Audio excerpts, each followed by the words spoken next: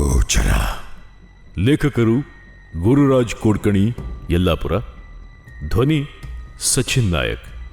ಸರಿರಾತ್ರಿಯ ಕತ್ತಲಲ್ಲಿ 40 ಕಿಮಿಯ ಮಂದಗತಿಯಲ್ಲಿ car ಚಲಾಯಿಸುತ್ತಿದ್ದವನು ಗಕ್ಕನೆ break ಒತ್ತಿದ್ದ.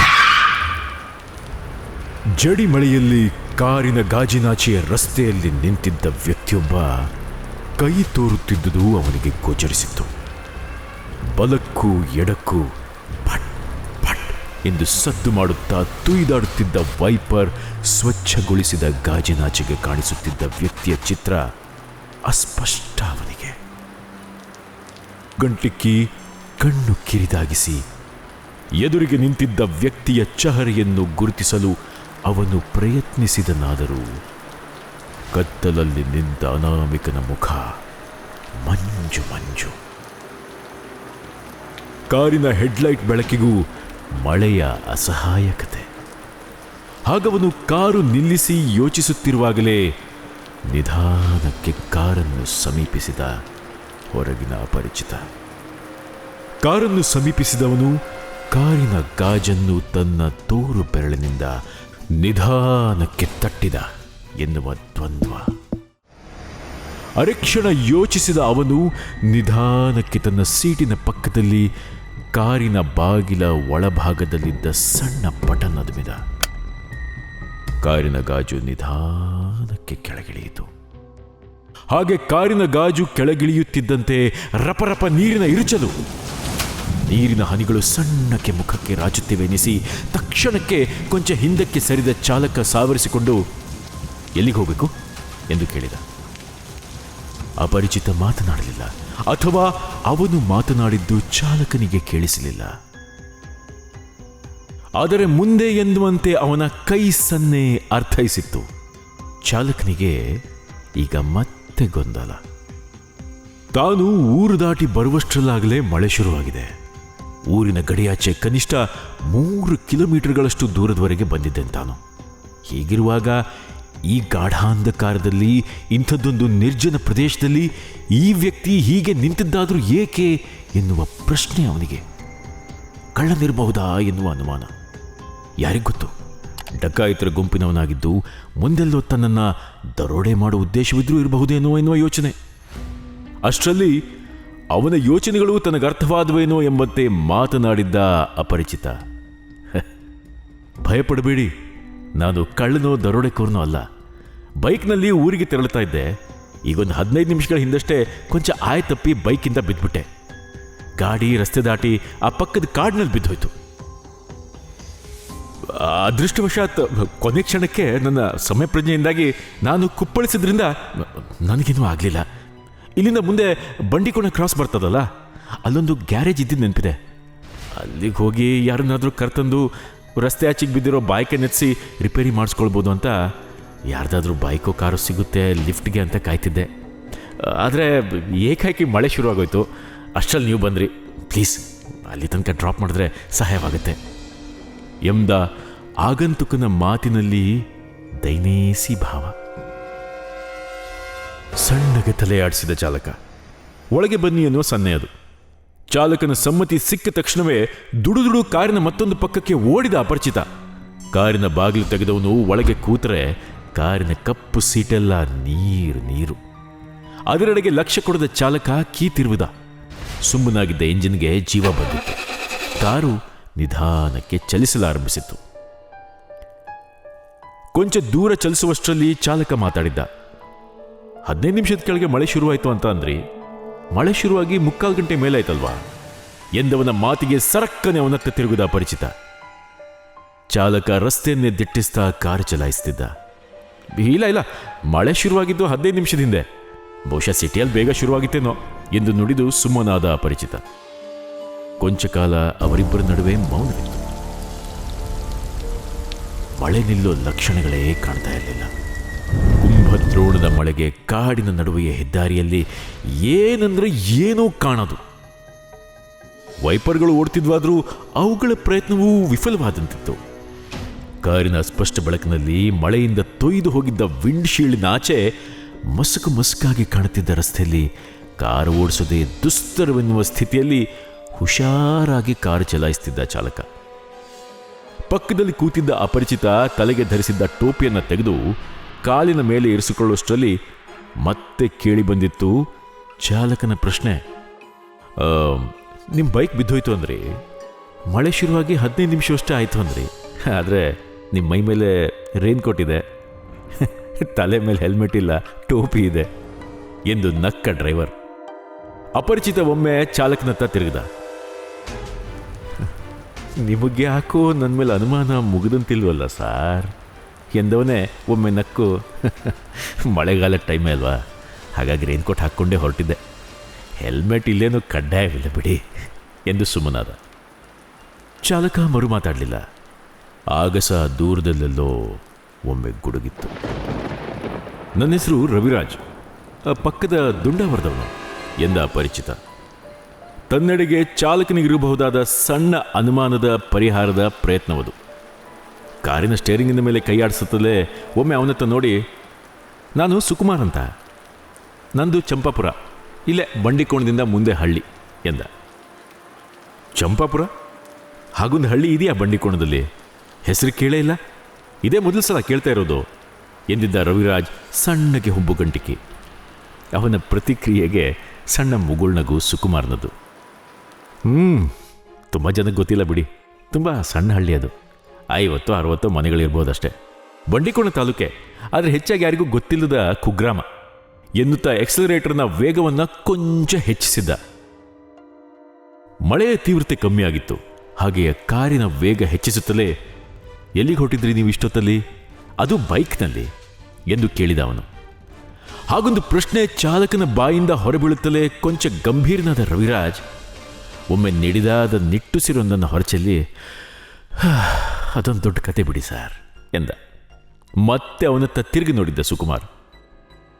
ಇಲ್ಲಿಂದ ಬಂಡಿಕೋಣ ಕ್ರಾಸ್ ಇನ್ನು 3/4 ಗಂಟೆಯಿಂದ 1 ತಾಸಿನ ಪ್ರಯಾಣ, ಮಳೆ ಜೋರಾದರೆ ಇನ್ನೂ ಹೆಚ್ಚಿನ ಸಮಯ ಬೇಕಾಗ್ಬೋದು.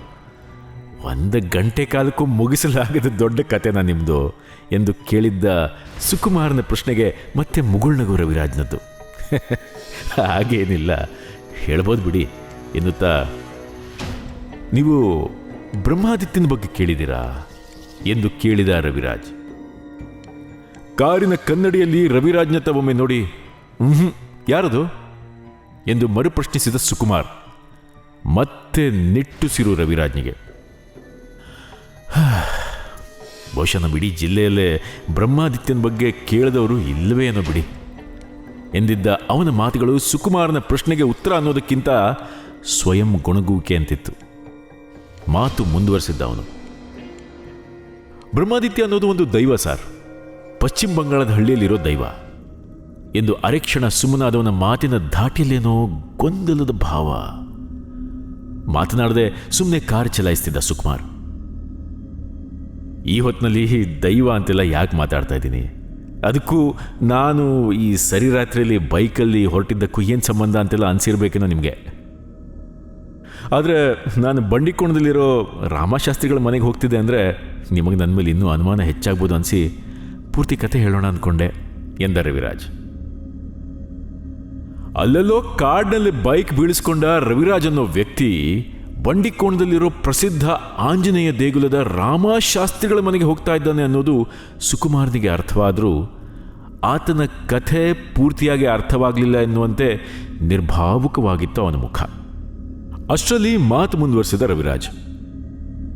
ಈಗ ಸುಮಾರು 3 ವರ್ಷಗಳ ಹಿಂದೆ ನಾನು ವೆಸ್ಟ್ ಬೆಂಗಾಲ್ನ ಬಾಗ್ಡೋಗ್ರಾಕ್ಕೆ ಹೋಗಿದ್ದೆ ಸರ್. ತುಂಬ ಚಂದದ ಊರದು. ಬಂಗಾಳದ ಎಲ್ಲ ರೀತಿ ರಿವಾಜುಗಳನ್ನು ಆರಾಮಾಗಿ ನೀವಲ್ಲಿ ಕಾಣಬಹುದು. ಒಂದು ರಾಶಿ ಟೀ ಎಸ್ಟೇಟ್ಗಳು, ದೇವಸ್ಥಾನದ ಊರದು ಎಂದವನ ಮುಖದಲ್ಲಿ ಸಣ್ಣದೊಂದು ಮಂದಹಾಸ. ಚಂದದ ಪ್ರವಾಸಿಗಳ ನೆನಪಾದಾಗ ಮುಖದಲ್ಲೊಂದು ಮಂದಹಾಸ ಸಹಜ. ಅದು ಸುಕುಮಾರ್ನಿಗೂ ಗೊತ್ತಿತ್ತಿರಬೇಕು. ಆತ ಸುಮ್ಮನೆ ಕಾರು ಓಡಿಸ್ತಿದ್ದ. ಅದೇನೋ ಆಫೀಸಿನ ಕೆಲಸದ ಮೇಲೆ ಅಲ್ಲಿ ಹೋಗಿದ್ದೆ. ಅದೊಂದು ಟೂರಿಸ್ಟ್ ಪ್ಲೇಸ್ ಅಂತ ಗೊತ್ತಾದಾಗ 2 ದಿನ ಹೆಚ್ಚೇ ಉಳ್ಕೊಂಡಿದ್ದೆ ಅಲ್ಲಿ. ಬಹುಶಃ ಅದೇ ನಾನು ಮಾಡಿದ ತಪ್ಪು ಎಂದವನ ಮಾತಲ್ಲಿ ಅಸಹಾಯಕತೆಯ ಛಾಯೆ. ಏನಾಯಿತು ಎಂಬ ಚುಟುಕ ಪ್ರಶ್ನೆ ಸುಕುಮಾರ್ನದು. ಅಲ್ಲೇ ನಾನು ಕಂಡಿದ್ದು ಆ ಬ್ರಹ್ಮಾದಿತ್ಯನ ದೇವಸ್ಥಾನ. ಅದನ್ನು ದೇವಸ್ಥಾನ ಅನ್ನೋಕ್ಕೂ ಆಗಲ್ಲ ಬಿಡಿ, ಒಂದು ದೊಡ್ಡ ಬೇವಿನ ಮರ ಅದು. ಮರದ ಸುತ್ತ ಅರಿಶಿಣದ ದಾರಗಳನ್ನು ಸುತ್ತಿದ್ದಾರೆ. ದಾರ ಸುತ್ತಿದ ಭಾಗ ತುಂಬ ಅರಿಶಿಣ ಕುಂಕುಮ ಮೆತ್ತಿದ್ದಾರೆ. ಬರೀ ಮೆತ್ತಿರೋದಿರಲಿ, ಕೆಳಗೆ ಗುಂಪು ಗುಂಪಾಗಿ ಅರಿಶಿಣ ಕುಂಕುಮ ಬಿದ್ದಿರುತ್ತೆ. ಹಾಗೆ ರಾಶಿ ರಾಶಿ ಅರಿಶಿಣ ಕುಂಕುಮ ಬಿದ್ದ ಜಾಗದಿಂದ ಒಂದು ಅರ್ಧ ಅಡಿ ದೂರದಲ್ಲಿ ತಾಮ್ರದ ದೊಡ್ಡ ತ್ರಿಶೂಲ ಇದೆ. ತ್ರಿಶೂಲಕ್ಕೂ ಕುಂಕುಮ, ಅರಿಶಿಣ. ಶೂಲಗಳ ಮೇಲೆ ಲಿಂಬೆಹಣ್ಣು ಚುಚ್ಚಿದ್ದಾರೆ. ಒಂದು ರೀತಿಯಲ್ಲಿ ನಮ್ಮ ಅಶ್ವತ್ಥಕಟ್ಟೆ ಅಂತ ಜಾಗ ಅನ್ನಿ. ಅದನ್ನು ಬೆಂಗಾಲಿಗಳು ಪ್ರಾಶಾದ್ ಅಂತಾರಂತೆ ಎಂದು ಕೊಂಚ ಕಾಲ ಮಾತು ನಿಲ್ಲಿಸಿದ ರವಿರಾಜ್. ಜಡಿಮಳೆ ಈಗ ತುಂತುರಾಗಿ ಬದಲಾಗಿತ್ತು. ಆದರೂ ಘಟ್ಟದ ತಿರುವಿನ ಜಾಗ, ಬೆಳಕಿಲ್ಲದ ರಸ್ತೆ, ಕಾರನ್ನ ಮಿತಿಯಲ್ಲಿಯೇ ಓಡಿಸ್ತಿದ್ದ ಸುಕುಮಾರ್. ಪ್ರಾಶಾದ್ ಅಂದರೆ ಅರಮನೆ ಅಂತ ಅರ್ಥ ಅಂತೆ. ಬ್ರಹ್ಮಾದಿತ್ಯನ ಅರಮನೆ ಆ ಮರ ಅನ್ನೋದು ಅಲ್ಲಿನ ಜನರ ನಂಬಿಕೆ. ತುಂಬ ಹಿಂದೆ ಆದಿತ್ಯ ಅನ್ನೋ ರಾಜ್ಕುಮಾರ್ ನಿಂತಂತೆ ಅಲ್ಲಿ. ಹುಟ್ಟುವಾಗ ಮುಖದ ಮೇಲೆ ಸೂರ್ಯ ತೇಜಸ್ಸಿನ ಕೂಸಂತೆ ಅದು. ಅದಕ್ಕಾಗಿಯೇ ಆದಿತ್ಯ ಅನ್ನೋ ಹೆಸರಿಟ್ರಂತೆ. ಸಕಲ ವಿದ್ಯಾ ಪಾರಂಗತನಾದ ರಾಜ್ಕುಮಾರ ಮುಂದೆ ರಾಜನಾಗ್ತಾನೆ ಅಂತಲೇ ಎಲ್ಲರೂ ಅಂದ್ಕೊಂಡಿದ್ರಂತೆ. ರಾಜ್ಯದಲ್ಲಿ ಅವನನ್ನು ಕಂಡ್ರೆ ಎಲ್ಲರಿಗೂ ಪ್ರೀತಿ ಇತ್ತಂತೆ. ಈ ಆದಿತ್ಯನಿಗೆ ಮಾತ್ರ ಬೇವಿನ ಮರಗಳ ಮೇಲೆ ಕೂತು ಆಕಾಶದತ್ತ ದಿಟ್ಟಿಸೋದು ಇಷ್ಟದ ಕೆಲಸವಾಗಿತ್ತಂತೆ. ಮರ ಏರಿ ತಾಸುಗಟ್ಲೆ ದಿನಗಟ್ಲೆ ಆಕಾಶ ದಿಟ್ಟಿಸ್ತಾ ಕೂತು ಬಿಡ್ತಾ ಇದ್ದ ಅಂತೆ ಹುಡುಗ. ಅದ್ಯಾಕೋ ಹಾಗೆ ಆಕಾಶ ನೋಡ್ತಾ ಕೂರ್ತೀಯಾ ಅಂದರೆ, ಶಿವ ಕಾಣಿಸ್ತಾನಿಲ್ಲಿಂದ ನನಗೆ, ಇದೇ ನನ್ನ ಅರಮನೆ ಅಂತಿದ್ದಂತೆ. ಜನರಿಗೆ ನಂಬಿಕೆ ಇರಲಿಲ್ಲ. ಪುಟ್ಟ ಹುಡುಗ ಏನೇನೋ ಮಾತಾಡ್ತಾನೆ ಅಂತ ಸುಮ್ಮನಾಗ್ತಿದ್ರಂತೆ. ಆದರೆ ಆ ಹುಡುಗನ ಚಿಕ್ಕಪ್ಪನಿಗೆ ಇದೊಂದು ಅವಕಾಶವಾಗಿ ಕಾಣಿಸಿತ್ತಂತೆ. ರಾಜನ ನಂತರ ತಾನೇ ರಾಜನಾಗಬೇಕು ಅಂತಿದ್ದವನಿಗೆ ಮಗುವನ್ನು ಮುಗಿಸೋ ದುರಾಲೋಚನೆ ಬಂತಂತೆ. ಒಂದು ಸಂಜೆ ಹೊತ್ತಿಗೆ ಹುಡುಗ ಹತ್ತಿ ಕುಳಿತುಕೊಳ್ಳೋ ಮರದ ಮೇಲೆ ಮುಂಚೆಯೇ ತನ್ನ ಗುಪ್ತಚರರೊಬ್ಬರನ್ನ ಕೂರಿಸಿ ಮಗುವನ್ನು ಕೊಲ್ಲಿಸ್ಬಿಟ್ಟಂತೆ ಎಂದು ಮಾತು ನಿಲ್ಲಿಸಿದವನು. ಅರೆಕ್ಷಣದಷ್ಟು ಕಾಲ ಇವನತ್ತ ತಿರುಗಿ ಮತ್ತೆ ರಸ್ತೆ ಹತ್ತ ಗಮನ ಹರಿಸಿದ ಸುಕುಮಾರ್. ಎನ್ನುತ್ತಾ ಹೇಳ್ತಿದ್ದವನ ಕತೆ ಕೇಳಿ ಸಣ್ಣಗೆ ಮುಗುಳ್ನಕ್ಕ ಸುಕುಮಾರ್, ಮಜಾ ಇದೆ ಕತೆ. ಆದರೆ ಈ ಕತೆಗೂ ನೀವು ಅರ್ಚಕರ ಮನೆಗೆ ಹೋಗ್ತಾ ಇರೋದಕ್ಕೆ ಏನು ಸಂಬಂಧ ಎಂದು ಕೇಳಿದ. ಮಾತು ಮುಂದುವರಿಸಿದ ರವಿರಾಜ್. ನನ್ನ ಗ್ರಹಚಾರ ಸಾರ್. ಈ ಕಥೆಯೆಲ್ಲ ಗೊತ್ತಿಲ್ಲದ ನಾನು ರಾತ್ರಿ ಕುಡಿದ ಮತ್ತಲ್ಲಿ ಕಂಪನಿ ಕ್ಯಾಬ್ನಲ್ಲಿ ವಾಪಸ್ ಬರ್ತಾ ಡ್ರೈವರ್ಗೆ ಕಾರ್ ನಿಲ್ಸೋಕೆ ಹೇಳಿದ್ದೆ. ರಸ್ತೆಯಲ್ಲಿ ಘೋರ ಕತ್ತಲು. ಅರ್ಜೆಂಟು ಅಂತ ಮರದ ಕೆಳಗೆ ಹುಚ್ಚೆ ಹೋಯ್ತುಬಿಟ್ಟೆ. ಯಾರೊಟ್ಟಿಗೋ ಫೋನ್ನಲ್ಲಿ ಮಾತಾಡ್ತಾ ಇದ್ದ ಡ್ರೈವರ್ ಓಡೋಡ್ ಬಂದ. ಏನು ಮಾಡಿದ್ರಿ ಸಾಯಿಬ್ರೇ, ಇಲ್ಲಿ ಲೋಕಲ್ ಜನಕ್ಕೆ ಗೊತ್ತಾದರೆ ಸುಮ್ಮನಿರಲ್ಲ, ಮಹಾಪಾಪ ಇದು ಅಂತೆಲ್ಲ ಅಂದ. ನಾನು ಮೊದಲಿಂದ ನಾಸ್ತಿಕ, ಜೋರಾಗಿ ನಕ್ಕು ಬಿಟ್ಟೆ. ಇದೆಲ್ಲ ನಿಮ್ಮಂಥ ಪೆದ್ರಿಗೆ ಸರಿ, ನನಗೆ ಏನೂ ಆಗಲ್ಲ ನೋಡುವಂತ ಒಂದ್ಸಲ ತ್ರಿಶೂಲಕ್ಕೆ ಜೋರಾಗಿ ಒದ್ದೆ ಕೂಡ. ಒದ್ದ ರಭಸಕ್ಕೆ ತ್ರಿಶೂಲ ಬಿದ್ದೋಯ್ತು. ಡ್ರೈವರ್ ಕಣ್ಗಳಲ್ಲಿ ಆತಂಕ, ಭಯ. ದರ ನನ್ನ ನೆಳ್ಕೊಂಡು ಕಾರಿಗೆ ಹಾಕ್ಕೊಂಡವನು ನನ್ನ ಹೋಟೆಲ್ನಲ್ಲಿ ತಂದುಬಿಟ್ಟ. ನನಗೆ ಅವನ ಭಯ ಆತಂಕ ನೋಡಿ ನಗು. ಆದರೂ ಡ್ರೈವರ್ ಬಗ್ಗೆ ಏನೋ ಅನುಕಂಪ. ಜೇಬಿನಿಂದ 502 ನೋಟ್ ತೆಗೆದು ಅವನ ಜೇಬಿಗೆ ಹಾಕಿದೆ. ಒಂದು ಅರೆಕ್ಷಣ ಅವಾಕ್ಕಾದವನು ನೋಟ್ಗಳನ್ನು ನೋಡಿ ಖುಷಿಯಿಂದ ನಕ್ಕ. ಹೋಟೆಲ್ ಕೋಣೆವರೆಗೂ ಬಿಟ್ಟ ಎಂದವನ ಮಾತು ಕೇಳಿ ಅಡ್ಡಡ್ಡ ತಲೆ ಆಡಿಸಿದ ಸುಕುಮಾರ್. ಯಾಕಂದ ಪ್ರಶ್ನೆ ಕೇಳೋ ಮುನ್ನವೇ ಮುಂದೇನಾಯಿತು ಎಂದು ಕೇಳಿದ್ದ ಸುಕುಮಾರನ ಪ್ರಶ್ನೆಯಿಂದ ಕತೆ ಮುಂದುವರಿಸಿದ ರವಿರಾಜ್. ಮುಂದಾಗಿದ್ದನ್ನು ನೀವು ನಂಬ್ತಿರೋ ಇಲ್ವೋ ನನಗೆ ಗೊತ್ತಿಲ್ಲ ಸರ್. ಅದರ ಮುಂದೆ ನಡೆದಿದ್ದೆಲ್ಲ ಭಯಾನಕ ಎಂದವನು ಒಮ್ಮೆ ವಿನಾಕಾರಣ ಮುಖವರಿಸಿಕೊಂಡ. ನಾನು ಕೋಣೆಗೆ ಬಂದು ಮಲಗಿದ್ರೆ ನನಗೆ ಎಚ್ಚರವಿಲ್ಲದ ನಿದ್ರೆ. ಬೆಳಗ್ಗೆದ್ರೆ ಡ್ರೈವರ್ ಬೆಳಗಿನ ಜಾವ 4 ಗಂಟೆಗೆ ಅವನ ಮನೇಲಿ ನೀರು ಹಾಕ್ಕೊಂಡು ಆತ್ಮಹತ್ಯೆ ಮಾಡಿಕೊಂಡು ಸುದ್ದಿ ಗೊತ್ತಾಗಿತ್ತು ಎಂದವನು ಒಮ್ಮೆ ಉಗುಳು ನುಗ್ಗಿದ್ದ. ಎಂದು ಸಣ್ಣ ಸದ್ದು ಹೊರಡಿಸಿ ನಕ್ಕ ಸುಕುಮಾರ್. ಅವನ ಅಸಾಂದರ್ಭಿಕ ನಗು ಗೊಂದಲ ಮೂಡಿಸಿತು ರವಿರಾಜ್ನಿಗೆ. ಯಾಕೆ ಸರ್ ನಗ್ತೀರಿ? ಇದೆಲ್ಲ ತಮಾಷೆ ಅನ್ಸುತ್ತೋ ನಿಮಗೆ? ಅಥವಾ ಏನೋ ಕಾಕತಾಳೀಯ ಸಂದರ್ಭವನ್ನೇ ದೊಡ್ಡ ಕಥೆ ರೀತಿ ಹೇಳ್ತಿದ್ದೀನಿ ಅನ್ನಿಸ್ತಿದ್ಯಾ? ಹಾಗಿದ್ರೆ ಪೂರ್ತಿ ಎಂದು ಸಣ್ಣ ಅಸಹನೆ. ಹೇಳಿ ಎಂದಷ್ಟೇ ಉತ್ತರಿಸಿದ ಸುಕುಮಾರ್ ಮತ್ತೆ ರಸ್ತೆ ಹತ್ತ ದೃಷ್ಟಿ ನೆಟ್ಟ. ಮೊದಲು ನನಗೂ ಅವನ ಸಾವು ಕೋಇನ್ಸಿಡೆನ್ಸ್ ಥರನೇ ಅನಿಸಿತ್ತು. ಹೆಚ್ಚೇನು ತಲೆ ಕೆಡಿಸ್ಕೊಳ್ದೆ ನಾನು ನನ್ನ ಪಾಡಿಗೆ ನಮ್ಮೂರಿಗೆ ವಾಪಸ್ ಬಂದುಬಿಟ್ಟೆ. ಆಫೀಸು ಮನೆ ಕೆಲಸ ಅಂತ ಮುಳುಗಿಯೂ ಬಿಟ್ಟೆ. ಒಂದು ವಾರದ ಹೊತ್ತಿಗೆಲ್ಲ ನನಗೆ ಆ ಘಟನೆ ಮರೆತು ಹೋಗಿತ್ತನ್ನಿ. ಕ್ಷಣಕಾಲಕ್ಕೆ ನೆನಪಾದರೆ ಡ್ರೈವರ್ ಬಗ್ಗೆ ಪಾಪ ಅನಿಸ್ತಿತ್ತೆ ಹೊರತು ದೈವ ಶಾಪ ಪಾಪ ಎಲ್ಲ ಮಕ್ಕಳಾಟ ಅಂತಲೇ ಅನಿಸ್ತಿತ್ತು. ಆದರೆ ಅದೊಂದು ದಿನ ಎಂದವನು ಮತ್ತೆ ಉಗುಳು ನುಂಗಿ ಮಾತು ನಿಲ್ಲಿಸಿದ ರವಿರಾಜ್. ಮಾತು ನಿಲ್ಲಿಸಿದ್ದೇಕೆ ಅವನು ಎನ್ನುವ ಕಾರಣಕ್ಕೆ ಕನ್ನಡಿಯಲ್ಲಿ ಅವನ ಮುಖವನ್ನು ನೋಡಿದ ಸುಕುಮಾರನಿಗೆ ಅವನ ಕಣ್ಗಳಲ್ಲಿ ಭೀತಿಯ ಭಾವ ಕಾಣಿಸಿತ್ತು. ಮುಂದೇನಾಯಿತು ಎಂದು ಕೇಳಬೇಕು ಅನ್ನೋಷ್ಟರಲ್ಲಿ ಮಾತು ಮುಂದುವರಿಸಿದ್ದ ರವಿರಾಜ್. ನನ್ನ ಹೆಂಡತಿ ಸಿನಿಮಾ ಕರ್ಕೊಂಡು ಹೋಗಿ ಅಂತ ತುಂಬ ದಿನದಿಂದ ಕೇಳ್ತಾ ಇದ್ಲು. ನನಗೆ ಟೈಮೇ ಇರಲಿಲ್ಲ. ಊರಿನ ಥಿಯೇಟರ್ನಲ್ಲಿ ಒಳ್ಳೆ ಸಿನಿಮಾ ಬಂದಾಗ ಕರ್ಕೊಂಡು ಹೋಗ್ತೀನಿ ಅಂದಿದ್ದೆ. ಕೊನೆಗೆ KGF ಬಂದಾಗ ತಪ್ಪಿಸೋಕ್ಕಾಗಿರಲಿಲ್ಲ. ಅವರನ್ನು ಕರ್ಕೊಂಡು ಹೋದೆ ಸಿನಿಮಾಕ್ಕೆ. ರಶ್ ಅಂದ್ರೆ ರಶ್ಶು. ಹಾಗಾಗಿ ಸೆಕೆಂಡ್ ಶೋಗೆ ಕರ್ಕೊಂಡು ಹೋಗಿದ್ದೆ. ಸಿನಿಮಾ ನೋಡಿ ಆಚೆ ಬರುವಾಗ ನನ್ನ ಹೆಂಡತಿ ಯಾಕೋ ಮಂಕಾಗಿಲ್ಲ. ಏನೇ ಸಿನಿಮಾ ಇಷ್ಟ ಆಗಿಲ್ವಾ ಅಂದರೆ ಹ್ಞೂ ಇಲ್ಲ ಸುಮ್ಮನೆ ನಡ್ಕೊಂಡು ಬಂದ್ಲು. ಏನಾಯ್ತು ಇವಳಿಗೆ ಅಂತ ಬೈಕ್ ತಂದರೆ ಆಗಲೂ ಸುಮ್ಮನೆ ಹತ್ತು ಕೂತ್ಲು. ರಾತ್ರಿ ವಾಪಸ್ ಬರ್ತಾ ನಡರಾತ್ರಿಲಿ ಏಕಾಏಕಿಯಾಗಿ ಭಾಲೋ ಚೀಲೋ ಅಂತೇನೋ ಅಂದ್ಲು. ನನಗೆ ಗೊತ್ತಾಗ್ಲಿಲ್ಲ. ಅಂದೆ. ಸಿನಿಮಾ ಚೆನ್ನಾಗಿತ್ತು ಅಂದೆ ಅಂದ್ಲು. ನನಗೆ ಹಾಗೆ ಕೇಳಿಸಿರ್ಲಿಲ್ಲ. ಏನೋ ಬೇರೆ ಅಂದಿಯಲ್ಲೇ ಅಂದರೆ ಬಂಗಾಳಿಯಲ್ಲಿ ಹೇಳಿದೆ ಅಂದ್ಬಿಡ್ಬೇಕಾ ಸಾರ್ ಎಂದವನು ಮತ್ತೆ ಮಾತು ನಿಲ್ಲಿಸಿದ. ಅವನ ಮಾತಿಗೆ ಏನನ್ಬೇಕು ಗೊತ್ತಾಗದವನಂತೆ ಸುಮ್ಮನೆ ಕಾರು ಚಲಾಯಿಸ್ತಿದ್ದ ಸುಕುಮಾರ್. ನನ್ನ ಹೆಂಡತಿಗೆ ಬಂಗಾಳಿ ಎಲ್ಲಿಂದ ಬರಬೇಕು ಸಾರ್? ಆಕೆ ಉತ್ತರ ಕರ್ನಾಟಕದ ಹೆಣ್ಮಗಳು. ಕನ್ನಡ ಬಿಟ್ಟರು ಮತ್ತೊಂದು ಭಾಷೆ ಬರಲ್ಲ. ನಮ್ಮನೆ ಟಿವಿಯಲ್ಲಿ ಬಂಗಾಳಿ ಚಾನೆಲ್ಗಳು ಸಹ ಬರಲ್ಲ. ಯಾಕೋ ಸಣ್ಣಗೆ ಭಯವಾಗಿತ್ತು. ಅದಕ್ಕಿಂತ ವಿಚಿತ್ರ ಏನು ಗೊತ್ತಾ? ಮನೆಗೆ ಬಂದಮೇಲೆ ಬಂಗಾಳಿ ಮಾತಿನ ಬಗ್ಗೆ ಕೇಳಿದ್ರೆ ಯಾವ ಬಂಗಾಳಿ ರೀ ಅಂದ್ಬಿಟ್ಲು ಸರ್ ನನ್ನ ಹೆಂಡತಿ ಎಂದವನು ನಿಧಾನಕ್ಕೆ ಒಮ್ಮೆ ಕಾರಿನ ಸೀಟಿಗೆ ಹಾತ್ಕೊಂಡ. ಹನಿಯುತ್ತಿದ್ದ ಮಳೆ ಮತ್ತೆ ಜೋರಾಗತೊಡಗಿತು. ಮತ್ತೆ ಕಾರಿನ ಗಾಜಿನ ಮೇಲೆ ವೈಪರ್ಗಳು ಆಡತೊಡಗಿದ್ವು. ಏನೋ ಕೋಇನ್ಸಿಡೆನ್ಸು, ಇನ್ನೇನೋ ಸಹಜ. ಹೀಗೆ ನಾನು ಲಾಜಿಕ್ ಇಟ್ಟು ಯೋಚಿಸ್ತಾ ಹೋದರೂ ಮನೆಯಲ್ಲಿ ಚಿತ್ರ ವಿಚಿತ್ರ ಘಟನೆಗಳಾಗ್ತಾನೆ ಬಂದವು. ಅನ್ನ ರೊಟ್ಟಿ ಪಲ್ಯ ಈಗ ಅಡುಗೆ ಮಾಡ್ತಿದ್ದ ಹೆಂಡತಿ ಏಕಾಏಕಿ ಅಡುಗೆನೇ ಬೇರೆ ಥರ ಮಾಡೋಕ್ಕೆ ಶುರು ಮಾಡಿದ್ಲು. ಆಲೂಗಡ್ಡೆ ಪಲ್ಯ ಮಾಡಿ ಅದಕ್ಕೆ ನೀರಾಮಿಷ್ ಆಲೂ ದಮ್ ಅಂದ್ಲು. ಬೇಳೆ ಸಾರಿನದಂಥದ್ದೇನೋ ಮಾಡಿ ಛೋಲಾರ್ ದಾಲ್ ಅಂತ ಹೇಳಿದ್ಲು. ನನಗೆ ನಿಜಕ್ಕೂ ಭಯ ಆಗೋಕ್ಕೆ ಶುರು ಆಗಿತ್ತು. ಏನಾಗ್ತಿದೆ ಅಂತ ಗೊತ್ತಾಗದೆ ಹೋದರೂ ಏನೋ ಆಗ್ತಿದೆ ಅನ್ನೋದು ಅರ್ಥ ಆಗ್ತಿತ್ತು. ಕೇಳಿದ್ರೆ ಅದಕ್ಕೆಲ್ಲ ಸರಿಯಾಗಿ ಉತ್ತರ ಸಹ ಕೊಡ್ತಾ ಇರಲಿಲ್ಲ ಅವಳು. ನನಗೆ ಯಾಕೋ ಜೋರು ಧ್ವನಿಯಲ್ಲಿ ಕೇಳೋದು ಧೈರ್ಯ ಆಗ್ತಾ ಇರಲಿಲ್ಲ. ನನಗೆ ಅಡುಗೆಗಳು ಸೇರ್ತಾನೂ ಇರಲಿಲ್ಲ. ಆದರೆ ಒಂದಿನ ಮಾತ್ರ ನನಗೆ ಕೋಪ ಬಂತು. ಮನೆಗೆ ಬರುವಷ್ಟರಲ್ಲಿ ಅವಳು ಮೀನಿನ ಸಾರು ಮಾಡಿಬಿಟ್ಟಿದ್ಲು. ಕೋಪದಲ್ಲಿ ಇದೇನೆ ಅಂದರೆ ಮಾಚೇರ್ ಝೋಲ್ ಅಂತೇನೋ ಅಂದ್ಲು. ಎಂದವನ ಮಾತು ಮುಗಿಸುವಷ್ಟರಲ್ಲಿ ಇರಲಿ ಬಿಡಿ, ಅಡುಗೆನೇ ತಾನೆ, ಬೇರೆ ಬೇರೆ ಥರ ಅಡುಗೆ ಮಾಡಬೇಕು ಅನಿಸಿರ್ಬೇಕು ನಿಮ್ಮ ಆಕೆಗೆ. ಏನಾಯ್ತೀಗ ಮೀನು ಸಾರು ಮಾಡಿದ್ರೆ ಎಂದು ಕೇಳಿದ್ದ ಸುಕುಮಾರ್. ನಾವು ವೆಜಿಟೇರಿಯನ್ಸು ಸಾರ್. ನನ್ನ ಹೆಂಡತಿಗೆ ಮೀನು ಮಾಂಸ ಆಗಿರಲಿ ಮೊಟ್ಟೆ ಕಂಡ್ರೆ ವಾಕರ್ಕೆ ಎಂದುಬಿಟ್ಟ ರವಿರಾಜ್. ಒಮ್ಮೆ ಹುಬ್ಬೇರಿಸಿದ್ದ ಸುಕುಮಾರ್. ಮಳೆಯ ತೀವ್ರತೆ ಹೆಚ್ಚಾಗಿತ್ತು. ಹೆಂಡತಿ ಕಪಾಳಕ್ಕೆ ಒಂದು ಬಿಗಿದೆ ಸಾರ್. ಜೋರಾಗಿ ಅಳೋಕೆ ಶುರು ಮಾಡಿದ್ಲಾಕೆ. ದೊಡ್ಡ ಗಲಾಟೆ ಮನೇಲಿ. ಪಕ್ಕದ ಮನೆಯವ್ರು ಗಾಬರಿಲಿ ಓಡ್ ಬಂದರು.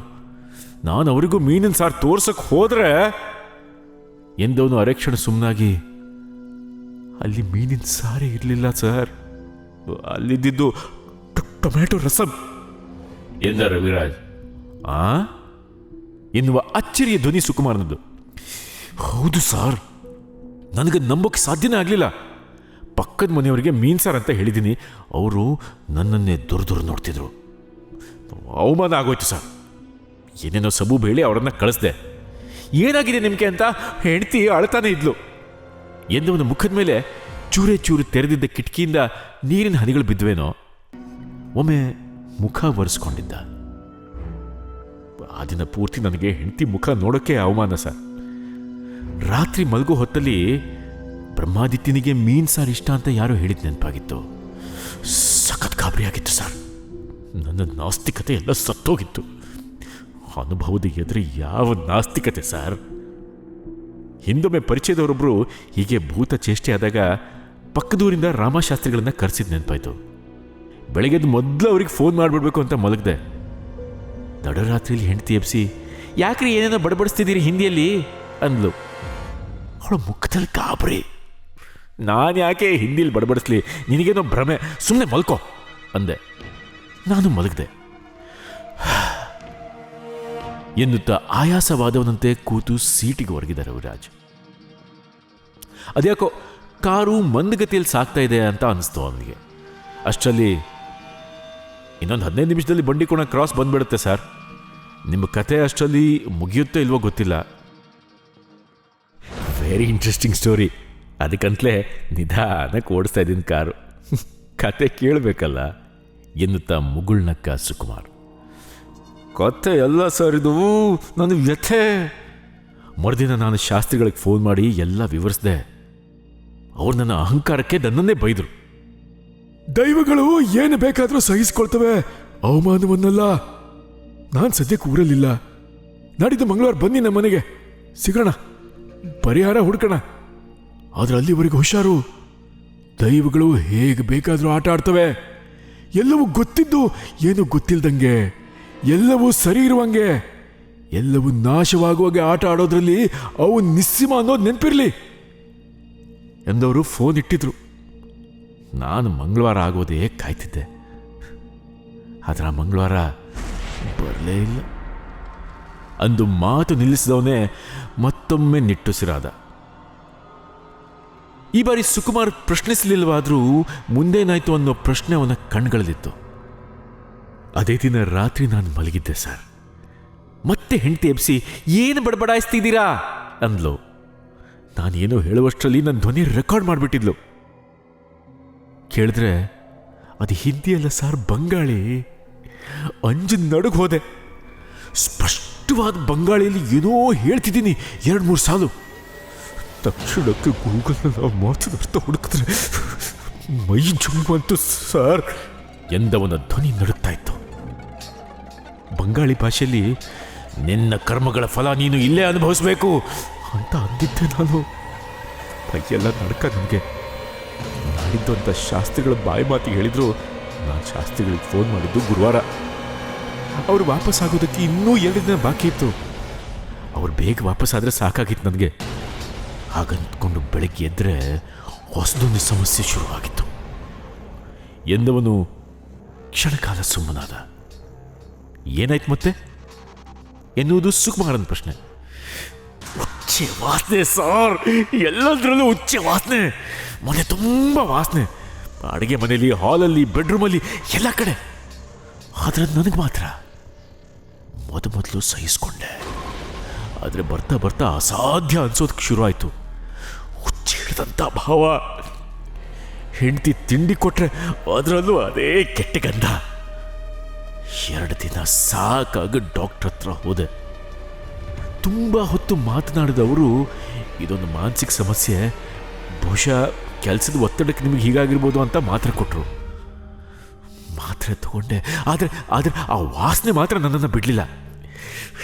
ಅತ್ಯಂತ ಕೆಟ್ಟ ದುರ್ವಾಸನೆ ಸರದು. ಎಲ್ಲ ಕಡೆ ಬೆನ್ನಟ್ಟು ಬಂದ ಹಾಗೆ. ಎಷ್ಟು ಆವರಿಸ್ಕೊಂಡಿತ್ತು ಅಂದರೆ ನನಗೆ ಶಾಸ್ತ್ರಿಗಳಿಗೆ ಫೋನ್ ಮಾಡೋದಾಗಲಿ, ಅವ್ರನ್ನ ಭೇಟಿ ಆಗೋದಾಗಲಿ ಯಾವುದು ನೆನಪಿರಲಿಲ್ಲ. ಕೆಟ್ಟ ವಾಸನೆ ಇದ್ರೆ ಬಿಡುಗಡೆ ಆದರೆ ಸಾಕು ಅನ್ನೋ ರೀತಿ ಆಗೋಯ್ತು ಸರ್. ಎಲ್ಲರ ಮೇಲೆ ರೇಗಾಡ್ತಿದ್ದೆ, ಕೂಗಾಡ್ತಿದ್ದೆ. ಆಫೀಸ್ಗೆ ಹೋದರೆ ಕೆಲಸ ಮಾಡೋಕ್ಕೂ ಮನಸ್ಸಿಲ್ಲ. ಹೇಗೋ ಕೆಲಸ ಮಾಡಿ ಮನೆಗೆ ಬಂದರೆ ಊಟ ತಿಂಡಿ ಕೂತ್ರೆ ಆಕರಕ್ಕೆ ದೇಹ ಸಣ್ಣಗಾಗೋಯ್ತು. ಡಾಕ್ಟ್ರು ದೊಡ್ಡ ಊರಿನ ಡಾಕ್ಟ್ರಿಗೆ ತೋರಿಸೋಕೆ ಹೇಳಿದರು. ಆಫೀಸಲ್ಲಿ ಪದೇ ಪದೇ ಕೆಲಸದ ಮೇಲೆ ಗಮನ ಇಲ್ಲ ಅಂತ ಬೈಗಳ. ಮನೆಗೆ ಬಂದರೆ ಹೆಂಡತಿ ಮುಖದಲ್ಲಿ ಭಯ, ಆತಂಕ, ಕಾಳಜಿ. ಇದೆಲ್ಲದರ ನಡುವೆ ದೊಡ್ಡ ಅನಾಹುತ ಮಾಡಿಬಿಟ್ಟೆ ಸರ್ ಎಂದು ಮಾತು ನಿಲ್ಲಿಸಿದವನ ಮುಖದಲ್ಲಿ ಪಶ್ಚಾತ್ತಾಪದ ಭಾವ. ಅವತ್ತೊಂದಿನ ಸಂಜೆ ಆಫೀಸಲ್ಲಿ ಮೀಟಿಂಗು. ಬಾಸ್ ಅದೇನೋ ಪ್ರೆಸೆಂಟೇಷನ್ ಕೊಡ್ತಿದ್ದಾರೆ, ಏನೇನೋ ಹೇಳ್ತಿದ್ದಾರೆ. ನನಗೆ ಅರ್ಥವೇ ಆಗ್ತಿಲ್ಲ. ಇಡೀ ಕೋಣೆಲಿ ಅದೇ ಕೆಟ್ಟ ವಾಸನೆ. ಮುಖ ಸಿಂಡ್ರಿಸ್ಕೊಂಡು ಕೂತಿದ್ದೆ. ಅಷ್ಟರಲ್ಲಿ ನಮ್ಮ ಆಫೀಸ್ ಬಾಯ್ ಟೀ ತಂದಿಟ್ಟ. ಅದು ಯಾಕೆ ಅದನ್ನು ಎತ್ಕೊಂಡೋ ಗೊತ್ತಿಲ್ಲ, ರಪ್ಪಂತ ಮುಖಕ್ಕೆ ಅತಿಯಾಗಿ ಆವರಿಸ್ಕೊಂಡ್ಬಿಡ್ತು ಅದೇ ವಾಸನೆ. ಒಳಗೆ ಅದುಮಿಟ್ಟುಕೊಂಡಿದ್ದ ಕೋಪ ಆಚೆ ಬಂದ್ಬಿಡ್ತೇನೋ. ಟೀ ಗ್ಲಾಸ್ ಎತ್ತು ಆಫೀಸ್ ಹುಡುಗನ ಮುಖಕ್ಕೆ ಎಸ್ದೆ. ಬೋಳಿ ಮಗನೇ, ಏನು ಎಲ್ಲರೂ ಸೇರ್ಕೊಂಡು ಆಟ ಆಡ್ತಿದ್ದೀರಾ ಅಂದೆ. ಎಲ್ಲರೂ ಗಾಬರಿಲಿ ನನ್ನನ್ನು ನೋಡ್ತಾ ಇರುವಾಗಲೇ ಅಲ್ಲಿಂದ ಎದ್ದು ಮನೆಗೆ ನಡೆದ್ಬಿಟ್ಟೆ. ಅದರ ಅವತ್ತಿನ ಕತೆ ಅಷ್ಟಕ್ಕೆ ಮುಗ್ದಿರ್ಲಿಲ್ಲ ನೋಡಿ ಎನ್ನುವಷ್ಟರಲ್ಲಿ ದೂರದಲ್ಲಿ ಸಣ್ಣ ಬೆಳಕೊಂದು ಕಂಡಿತ್ತು. ಮನೆಗೆ ಬರುವಷ್ಟರಲ್ಲಿ ಸಂಜೆಗತ್ಲು ಬಾಗ್ಲಾಗಿತ್ತು. ಒಳಗೆ ನನ್ನ ಹೆಂಡತಿ ಕಿಲ ಕಿಲ ನಗ್ತಿದ್ದಾಳೆ. ಬಾಗಿಲು ತಟ್ಟಬೇಕು ಅನ್ನೋಷ್ಟರಲ್ಲಿ ಗಂಡಸಿನ ಧ್ವನಿ. ಏನೋ ಅನುಮಾನ ನನಗೆ. ಕಿಟಕಿ ಕಿಂಡಿಂದ ನೋಡಿದೆ. ಯಾರೋ ಗಂಡಸು, ತಲೆ ಮೇಲೆ ಕಿರೀಟ ಧರಿಸಿರೋ ಗಂಡಸು. ಒಂದ್ಸಲ ನನ್ನ ಕಣ್ಣಿನ ಮೇಲೆ ನನಗೆ ನಂಬಿಕೆ ಬರಲಿಲ್ಲ ಸರ್. ಕಣ್ಣು ಮುಚ್ಕೊಂಡು ನೋಡಿದೆ. ಯಾರೋ ರಾಜನಾಗಿ ಬಟ್ಟೆ ಹಾಕಿರೋ ಗಂಡಸು ನನ್ನ ಹೆಂಡತಿನ ತಬ್ಕೊಂಡಿದ್ದ. ಸರ್ರ ಅಂತ ಕೋಪ ನೆತ್ತಿಗೆ ಇರಿತು. ಬಾಗಿಲಿಗೊಮ್ಮೆ ಝಾಡ್ಸು ಒದ್ದೆ. ಸರಸರ ಒಳಗೆ ಹೋಗ್ರೆ ಅಲ್ಲಿ ಯಾರೂ ಇಲ್ಲ. ಹೆಂಡತಿ ಜುಟ್ಟು ಹಿಡ್ದೆ ಯಾರದು ಹೇಳು ಅಂತ ಎಳೆದಾಡಿದ್ರೆ ಅವಳದು ಬೊಬ್ಬೆ ಬೊಬ್ಬೆ. ಅದೇನಾಗಿತ್ತು ನನಗೆ ಗೊತ್ತಿಲ್ಲ. ಸಹಿಸಲಾಗದ ಕೋಪ ನನಗೆ. ಅಲ್ಲೇ ಪಕ್ಕದಲ್ಲಿದ್ದ ಸಣ್ಣ ಚೂರಿಂದ ಅವಳಿಗೆ ಚುಚ್ಚಿದೆ. ಅದು ಅವಳು ತೋಳಿ ಚುಚ್ಕೊಂಡು ಜೋರಾಗಿ ಚೀರಿದ್ಲು ಅವಳು. ಅಕ್ಕಪಕ್ಕದ ಮನೆಯವರೆಲ್ಲ ಓಡಾಡ್ ಬಂದ್ರು. ಅವರಲ್ಲೊಬ್ಬ, ಏನಾಗಿದೆ ರವಿ ನಿನಗೆ, ಹುಚ್ಚಿಡ್ದವ್ರ ಥರ ಆಡ್ತಿದ್ದೀರಲ್ಲ ಅಂದ. ನೋಡಿ, ನನಗೆ ಸಹಿಸೋಕೆ ಆಗಲಿಲ್ಲ. ಚೂರು ಹಿಡಿದು ಅವನನ್ನೇ ಚುಚ್ಚೋಕೋದೆ. ಹಿಡಿದಿಡಲಾಗದ ಕೋಪಕ್ಕೆ 3-4 ಜನಕ್ಕೆ ಚುಚ್ಚೋಕೋದೆ ಸರ್. ಎಲ್ಲರೂ ಸೇರಿ ನನ್ನನ್ನು ಕಟ್ ಹಾಕಿದ್ರು. ಆಮೇಲೆ ಏನೇನೋ ಆಗಿ ನನ್ನ ಹೆಂಡತಿ ಮನೆಯವರೆಲ್ಲ ಬಂದು ಸುಬ್ಬಳ್ಳಿಲಿರೋ ಹುಚ್ಚಾಸ್ಪತ್ರೆಗೆ ಸೇರಿಸ್ಬಿಟ್ರು ಸರ್ ಎಂದವನು ಮಾತು ನಿಲ್ಲಿಸಿದ ರವಿರಾಜ್. ಕಾರಿಗೆ ಗಕ್ಕನೆ ಬ್ರೇಕ್ ಬಿದ್ದಿತ್ತು. ಅವನತ್ತ ತಿರುಗಿ ನೋಡಿದ್ದ ಸುಕುಮಾರ್. ಆದರೆ ಸುಕುಮಾರ್ನತ್ತ ನೋಡಲಿಲ್ಲ ರವಿರಾಜ್. ಹೌದು, ನಾನೀಗ ಹುಚ್ಚಾಸ್ಪತ್ರೆಯಿಂದಲೇ ತಪ್ಪಿಸ್ಕೊಂಡು ಬಂದಿದ್ದೀನಿ. 2 ವರ್ಷಗಳಿಂದ ಇಂಥದ್ದೊಂದು ಅವಕಾಶಕ್ಕಾಗಿ ಕಾಯ್ತಾ ಇದ್ದೆ. ಇವತ್ತು ಸಿಕ್ತು. ಜೋರು ಮಳೆಯಲ್ಲಿ ರೇನ್ಕೋಟ್ ಧರಿಸಿ ಬಂದ ಡಾಕ್ಟರ್ ಕಣ್ತಪ್ಪಿಸಿ ಗೋಡೆಗೆ ನೇತು ಹಾಕಿದ್ದ ಅವರ ರೇನ್ಕೋಟ್ ಹಾಕ್ಕೊಂಡು ತಪ್ಪಿಸ್ಕೊಂಡು ಬರೋಕೆ ಅದೆಷ್ಟು ಕಷ್ಟಪಟ್ಟೆ ಗೊತ್ತಾ ನಾನು. ನಿಮಗೆ ಗೊತ್ತಾಗಲ್ಲ. ನನ್ನ ಕತೆ ಹೇಳುವಾಗಲೇ ನನ್ನ ಹುಚ್ಚ ಅಂತಲೇ ನೀವು ನಿರ್ಧಾರ ಕೂಡ ಮಾಡಿರ್ತೀರಿ ಅಂತ ನನಗೆ ಗೊತ್ತು. ನಾನು ಹುಚ್ಚ ಅಲ್ಲ ಅಂತ ನನಗೆ ಗೊತ್ತು. ಆ ಹುಚ್ಚಾಸ್ಪತ್ರೆಯಲ್ಲಿ ನಾನು ಸಿಕ್ಕ ಹಾಕೊಳ್ಳೋಕೆ ಬ್ರಹ್ಮಾದಿತ್ಯನೇ ಕಾರಣ ಅಂತಲೂ ನನಗೆ ಗೊತ್ತು. ನಾನೀಗ ಶಾಸ್ತ್ರಿಗಳ ಮನೆಗೆ ಹೋಗಲೇಬೇಕು. ಅಲ್ಲಿವರೆಗೂ ಬಿಟ್ಬಿಡಿ ಸಾಕು. ನಾನು ನಿಮ್ಗೆ ಏನು ಮಾಡಲ್ಲ. ನಾನು ಯಾರಿಗೂ ಏನು ಮಾಡಲ್ಲ ಎಂದವನು ನಕ್ಕಿದ್ದ. ಆದರೆ ಸುಕುಮಾರನಿಗೆ ಅವನ ಮಾತುಗಳ ಮೇಲೆ ಗಮನ ಇದ್ದಂತಿರಲಿಲ್ಲ. ಕಾರು ನಿಧಾನಕ್ಕೆ ಹಿಂದಕ್ಕೆ ಚಲಿಸಲಾರಂಭಿಸಿತು. ಅವನ ಉದ್ದೇಶ ರವಿರಾಜ್ನಿಗೆ ಅರ್ಥ ಆಗಿತ್ತು. ಕಪ್ಪು ರೇನ್ಕೋಟ್ನ ಜೇಬಿನಿಂದ ಕತ್ರಿಯೊಂದನ್ನು ಹೊರತೆಗೆದ ಆತ ಸುಕುಮಾರನ ಮುಖಕ್ಕೆ ಹಿಡ್ದ. ನೀವಿಂಥದ್ದೇನೋ ಮಾಡ್ತೀರ ಅಂತ ಅನುಮಾನ ಇತ್ತು ನನಗೆ. ನನ್ನ ತಯಾರಿಯಲ್ಲಿ ನಾನು ಬಂದಿದ್ದೀನಿ ನೋಡಿ. ಕಾರನ್ನ ಬಂಡಿ ಕೋಣದತ್ತಲೇ ಡ್ರೈವ್ ಮಾಡಿ ಹಿಂದೆಲ್ಲ ಎನ್ನುತ್ತಾ ನಕ್ಕ ರವಿರಾಜ್. ಸಹಜವೆನ್ನಿಸದ ವಿಲಕ್ಷಣ ವಿಕ್ಷಿಪ್ತ ಮುಗುಳ್ನಗೋದು. ಹಾಗೆ ನಕ್ಕವನು ಮುಂದೆ ಹೋಗು ಎನ್ನುವಂತೆ ಎದುರಿಗೆ ನೋಡಿದ್ದ. ಆಗ ಮಾತನಾಡಿದ್ದ ಸುಕುಮಾರ್. ತುಮಾರ್ ಕೋರ್ಮೇರ್ ಪರಿಣತಿ ತುಮಕ್ಕೆ ಭೋಗ್ ಕೊಡ್ತೆ ಹೋಬೆ. ನಿನ್ನ ಕರ್ಮಗಳ ಫಲವನ್ನ ನೀನು ಅನುಭವಿಸಿಯೇ ತೀರಬೇಕು ಎನ್ನುವ ಮಾತುಗಳನ್ನು ಬಂಗಾಳಿಯಲ್ಲಿ ಕೇಳಿ ಸರ್ರನೆ ಸುಕುಮಾರನತ್ತ ತಿರುಗಿದ್ದ ರವಿರಾಜ್. ಅಲ್ಲಿ ಸುಕುಮಾರನಿರಲಿಲ್ಲ. ರಾಜಕುಮಾರನಂತೆ ಗೋಚರಿಸುತ್ತಿದ್ದ ಛಾಯೆಯೊಂದಿತ್ತು. ಏನಾಗುತ್ತಿದೆ ಎನ್ನುವುದು ಅರಿವಾಗುವಷ್ಟರಲ್ಲಿ ಛಾಯೆ ರವಿರಾಜನ ದೇಹವನ್ನು ಹೊಕ್ಕಿತ್ತು. ಮರುಕ್ಷಣವೇ ರವಿರಾಜ್ ಚಾಲಕನ ಸೀಟಿಗೆ ಬಂದು ಕೂತ. ಕಾರು ನಿಧಾನಕ್ಕೆ ಹುಚ್ಚಾಸ್ಪತ್ರೆಯ ದಾರಿಯಲ್ಲಿಯೇ ಚಲಿಸಲಾರಂಭಿಸಿತು. ಆಗಸದಿಂದ ರಭಸಕ್ಕೆ ಅಪ್ಪಳಿಸಿದ ಸಿಡಿಲ ಹೊಡೆತಕ್ಕೆ ರಸ್ತೆ ಪಕ್ಕದ ದೊಡ್ಡ ಮರವೊಂದು ಧಗ ಧಗನೆ ದಹಿಸಲಾರಂಭಿಸಿತು. ಇಂತಹ ರೋಚಕ ಮತ್ತು ಹಾರರ್ ಕಥೆಗಳನ್ನು ಕೇಳಲು ಹರಿವು ಕ್ರಿಯೇಷನ್ಸ್ ಯೂಟ್ಯೂಬ್ ಚಾನೆಲ್ನ ಹಿಂದೆ ಸಬ್ಸ್ಕ್ರೈಬ್ ಮಾಡಿ.